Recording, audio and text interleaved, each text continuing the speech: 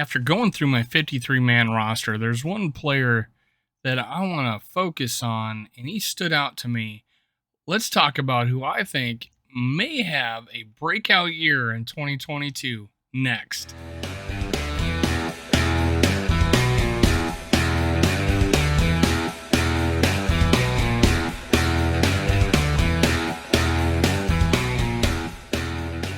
Hello, Viking fans. This is Minnesota Sports Talk. I'm your host, Dave. You can follow me at Skull World on Twitter, Facebook, and TikTok. Now, if you could, go down and click subscribe, click like, leave a comment. That will enter my contest. I left the information in the description below so you can read more about it. Now, let's get started. Let's talk about a guy I think stood out after I had him off my 53-man roster, and then I reevaluated it, looked him up again, and then rewatched video, and sure enough, this guy stands out. I don't know what I was thinking. It's just that we forgot about him, and that's Janarius Robinson. This is an outstanding individual. He lost his home, and what his thoughts was to build a foundation, to start a foundation to help kids.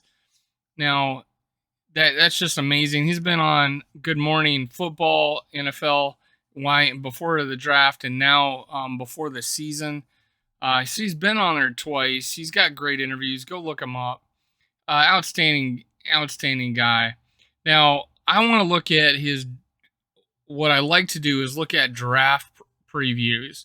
And I probably saw his draft preview before the draft when he got picked in the 6th round 2 years ago, and I haven't seen it since. So I didn't have a podcast back then, so let's look at it now. Let's go over his overview. Traits-based edge defender with the potential to play standing or an even front end. Studying tape can be a frustrating exercise as the same player doesn't always show up from the game to game. He's an agile athlete with rare length and has the traits necessary to make plays in the next level.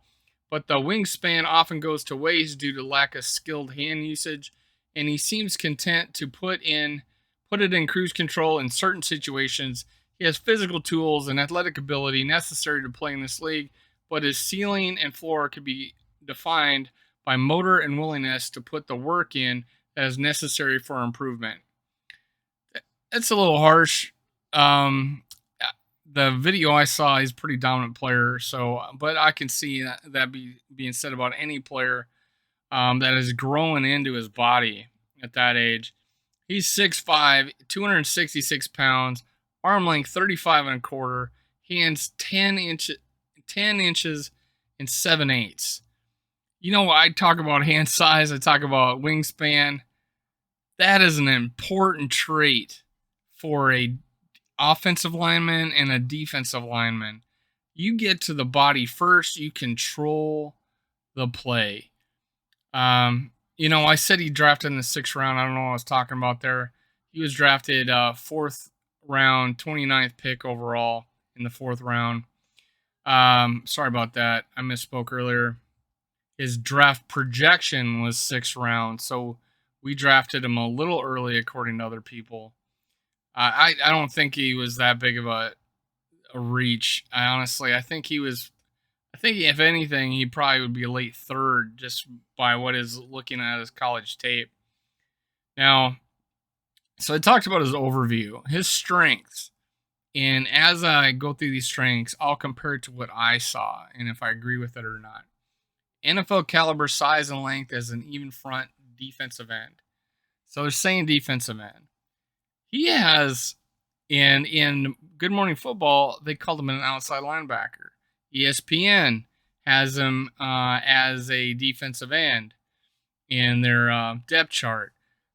So, again, another situation where we're pretty flexible, where we got a guy that can play D-end and outside linebacker, or switch when we have a 4-3. He can come in and play that too. He's flexible. This guy has physical traits that will allow him to play outside linebacker, I think. Possesses a ridiculous 86-inch wingspan and massive hands. I agree with that completely. Expected to test well, showing quickness and explosion. He did. above average play strength to set firm edges. That surprised me because some of his weaknesses will. When I saw his video, some of his weaknesses aren't weaknesses because he was able to show that, like this, it says the firm edge, keep his strength, and keeps that on a running play. He holds his position, is able to peel and make the play. I've seen him bury people on a goal line or a short yardage play. That was amazing to me. I don't know how he does it, but he doesn't look like he can do it. He looks like a smaller defensive end, but he's 266. That was good for college. He's not a 280, 290 guy, so he is a traditional rush end, but he was able to handle the rush, the run defense just fine. Aggressive when taking on pulling blocks to spill runs wide. Agree. He makes people try to extend the play. Loose hips provides bendy and agility in the box. Agreed. Pure strength to beat blocking tight ends in front of him. Agreed. He can do it. He's got the talent. He just missed a whole year, but we'll see what he has. Upfield burst gives life an initial rush attack. Agreed. Darts from edge to edge, creating rush opportunities. That doesn't make any sense, but he does rush the passer fairly well. Displays ability to bend and flatten into the pocket. Brings plenty of force as a striker. So yeah, I agree. He has a way about him where physically he doesn't look like he's that dominating of a player, but for some reason he's able to push people back, clog up the hole, peel off, make the play. I've seen him dominate, like I said, on a short yardage play where he just bent the guy in half. I don't know how he does it, but I think it's because of his long arms. He's able to get to the body first and control the play. And his, having strong hands and putting your hands on somebody like he's got in the length and the physical strength that he has, he can do it. He can do it.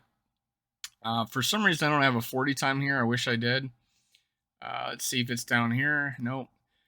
So his weaknesses, relatively thin lower half for his listed size. That I agreed with, and that's why it's so deceiving. He's not a big, humongous lower body. He is 6'5", so he has the length of a defensive end. But yeah, his lower body, and it's funny when you see guys that have like just skinny ass legs, like in basketball, Kevin Durant, but yet he's such a good player that you looked at in a football player. It's not a good trait to have, but some reason he's able to handle it with what it looks like to be thinner bottom half. Needs to keep his motor running and finish plays. Hopefully, that's one thing is he's not going to be an every down player. The going in there and going full bore for a while of time you're in there, I think that will alleviate concerns in that. Relies too heavily on his feet and not enough on his hands. That can be coached. Hopefully it has been already. He had time off. Allows tackle access to his frame and pass protection. That's a bad trait. But again, that goes on to the previous statement about his hands.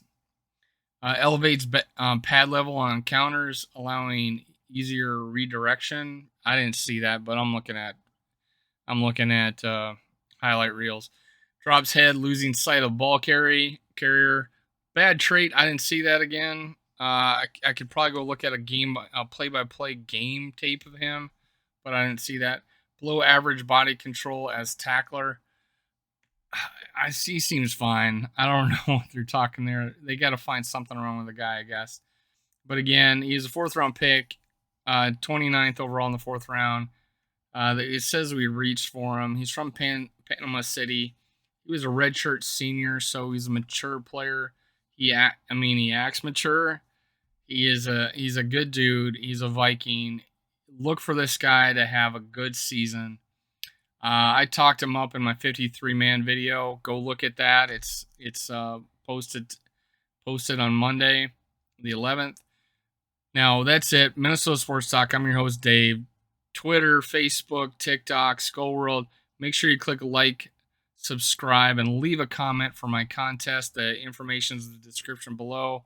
Thank you. Have a great day. Skull Vikings. See you next time.